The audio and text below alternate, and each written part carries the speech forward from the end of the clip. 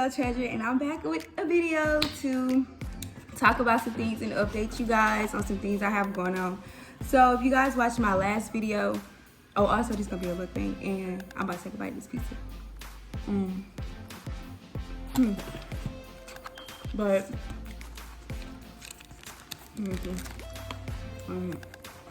this pizza good. My boyfriend suggested we get pineapples, and I didn't think that was good, but it's actually kind of good.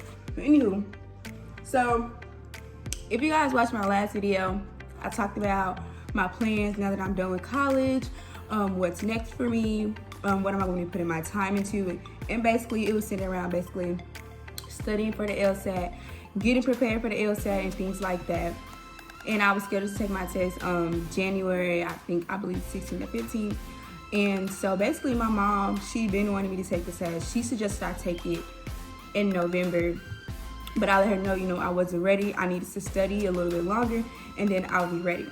So now that January is about to be here before you know it, I don't necessarily think that I need to study more dramatically. I think I'll do just fine, but I've decided that it's not like it's a good time for me to take it in January, but due to some other things, I feel like it's best for me to take the test in February.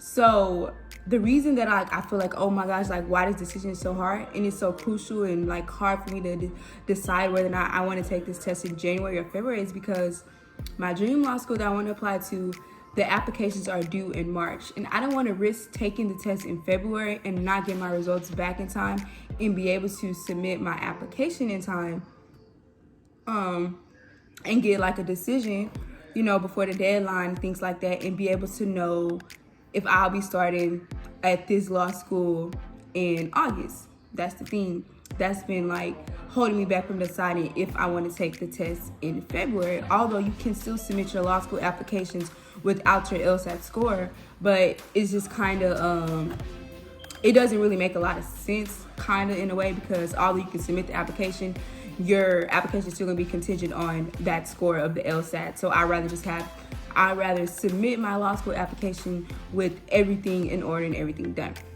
So the reason that I've decided that the best decision is for me to push the test back to February is because of my eye problems.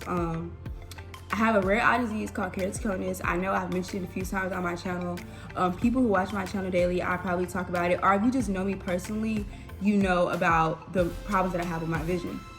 So I'm subscribed to a few podcasts, and I was listening to an LSAT podcast, and they were basically talking about their experience with the LSAT Flex. LSAT Flex is the online version of the LSAT.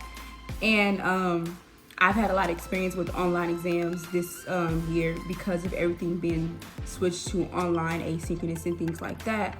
And I've had trouble with it, and like some of my tests have got flagged because I can't see that well.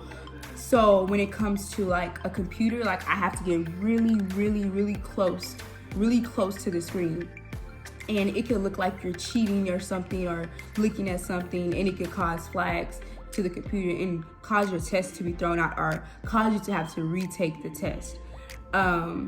So I was listening to this LSAT podcast, and it was basically talking about how a lot of people's tests have been flagged, how you have to go through extreme efforts to make sure your paper is empty that you use for scratch paper, and just a lot of extra. And I know that it's going to be a problem with my vision. And when I was reading the terms and conditions and everything, when I was signing up for the LSAT Flex, I didn't see any like categories or accommodations to be made for someone who has, severe eye problems like myself.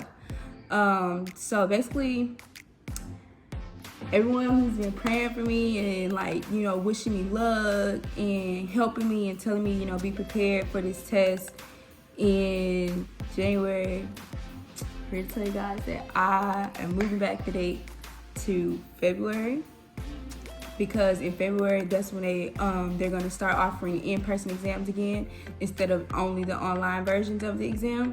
Also, I have some good news, guys, regarding the LSAT. So the LSAT test is like $200, and that's like ridiculous. Nobody just has $200 to just, drive, put out, and to take a test and, not guaranteed they're going to do well on it. So in the summer, I applied for a fee waiver for the test. but I got denied the fee waiver, but I didn't appeal.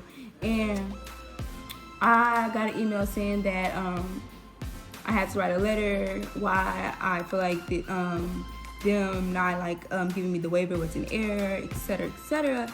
And so they responded like 2 or 3 days later and said that I was temporarily given that waiver, but I would hear like in more detail sooner if that waiver is going to stand or not. But when I went ahead and applied for the LSAT last month, or maybe it was this month, I believe it was last month, but yeah, it had to be last month because that was the deadline to apply for January's LSAT. When I applied for the LSAT, it was $200, but once I got to check out, it was like your total is 0.00, and it had like a fee waiver on it. So that's a blessing right there. I've been studying for the LSAT. I've been doing really good at comprehension questions. I've been doing okay in the logical reasoning section. I haven't really practiced or watched any videos on the writing section because it's kind of like that's something that I guess kind of a skill that you would have had to already learn in school. Like, it's just like the videos that I've watched, they just not like, I'm not gonna say a waste of time, but it was kind of like I should be putting my effort into other parts of the section for the writing section. Now, the part that I've been really, really struggling with is logic games. It is so hard, guys, like really, really hard. Like, it'll have like 5 or 6 or 7 different names of something. It could be a person or it could be a product, and then it'll be like, oh, this reason why this person's in front of this person, or this person gets paid more, but this person gets paid less, but this person doesn't get paid any more than that person. Like, it is really, really difficult to grasp that information.